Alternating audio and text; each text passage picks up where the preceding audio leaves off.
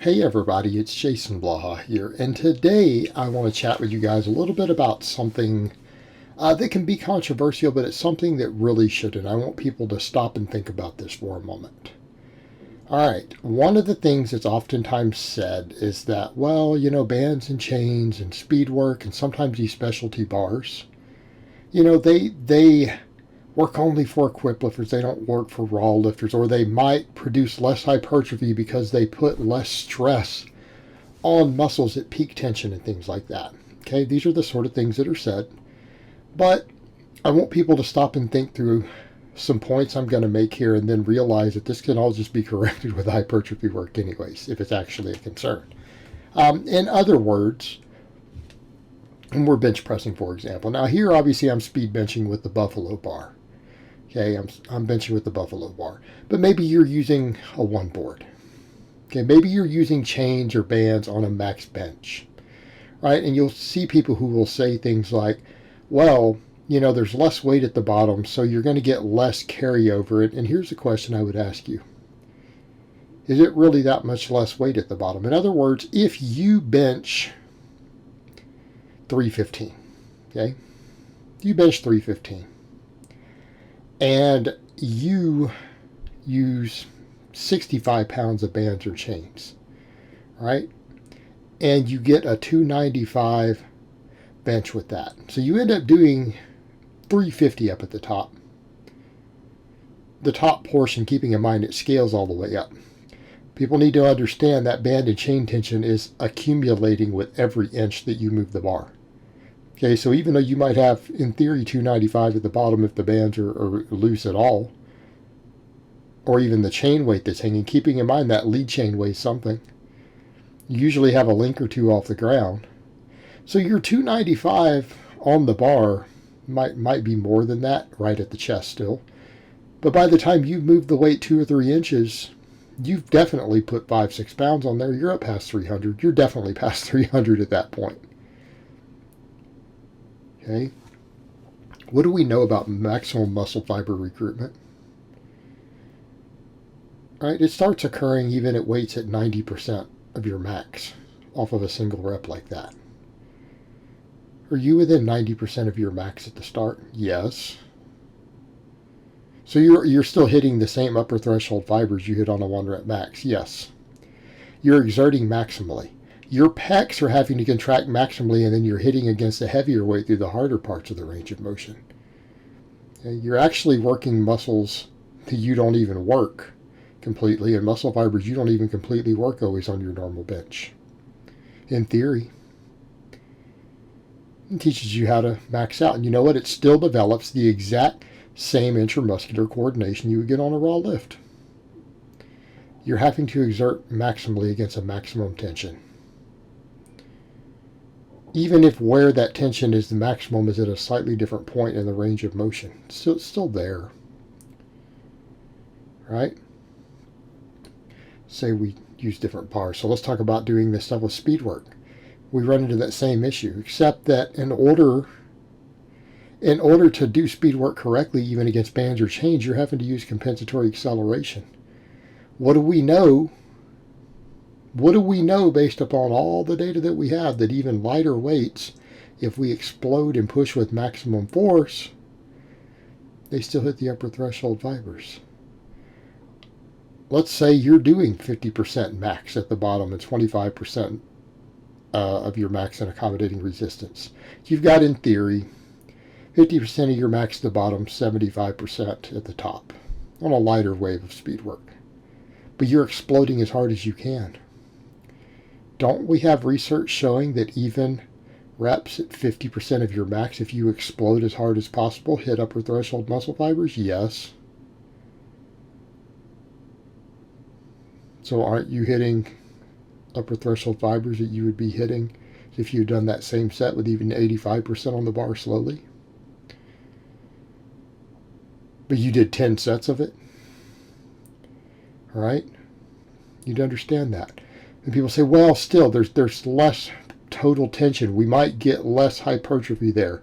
Or because it's still weaker at the bottom, you might have some muscle in the pec that doesn't get fully developed. Maybe the pecs might be lagging as a result of it. All right. I'm not going to say that that's right, but let's assume that the possibility exists. And let's assume the possibility exists. Or you're doing your speed squats with a safety squat bar. Almost everyone squats less than that, so therefore it's going to be a smaller percentage of your max. It tends to work the upper back slightly harder than the legs. Okay. And with a lighter weight. So we end up getting a little less weight on the legs, and then we're doing all the speed work of bands and chains. We're going to be weak at the bottom. Your lower quad isn't going to get as much development, in theory. Right? Because we're using a bar that maybe works the upper back a little more than it works the legs, hypothetically. And we're using all that band and chain, so we're using 50% of the max of a weaker bar at the bottom. Right? We're gonna not develop all the strength that we want at the bottom. Here's what people fail to realize with all that. Just because these lifts contribute to your hypertrophy doesn't mean it's where we're getting all of our hypertrophy. So if we happen to be doing speed work with a safety squat bar against bands or chains, and you're like, well, it's going to develop some muscles, but maybe it's not going to develop all the muscles perfectly, evenly that we want to do a squat. Well, you know what? Neither does a squat, by the way.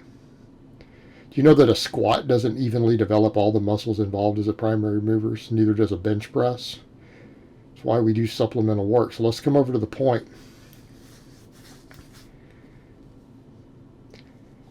Doesn't the whole conjugate system rely heavily on doing large amounts of hypertrophy training? Anyone who says no doesn't understand the system. So let me ask you a question. If your pecs are lagging, assuming they are, couldn't you just do a bunch of high rep volume work for your pecs?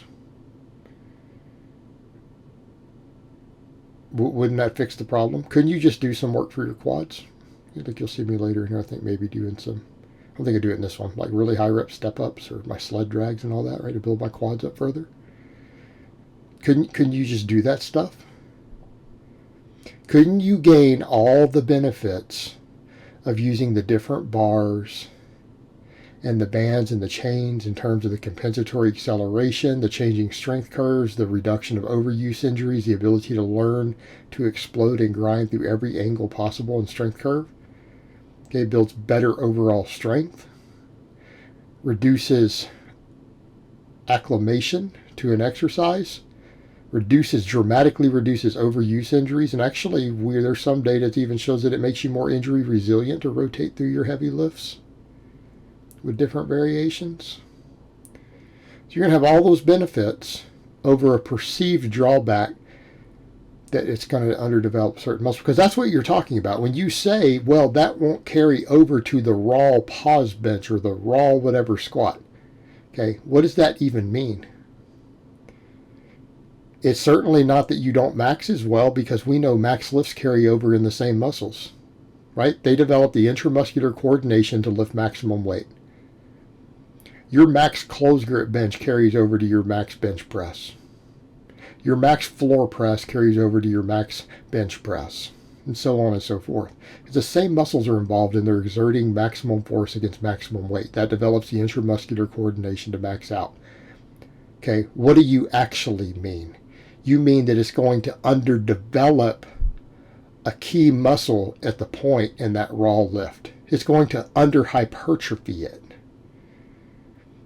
Well, we're going to do hypertrophy work on the backside of all of this anyways. If you believe that you have a muscle that is lagging, don't we just do hypertrophy work for it anyways? So you feel that you're going to get different lagging muscles from using these tools. That is essentially what you're saying. Well, get in and train those muscles. If you think that your pecs are truly lagging at the bottom, couldn't you just do some dumbbell flies or chain flies or whatever you need to do? Couldn't you just do some dumbbell chest presses? Wouldn't that build your pecs up? Bodybuilders usually find that works decently well for them.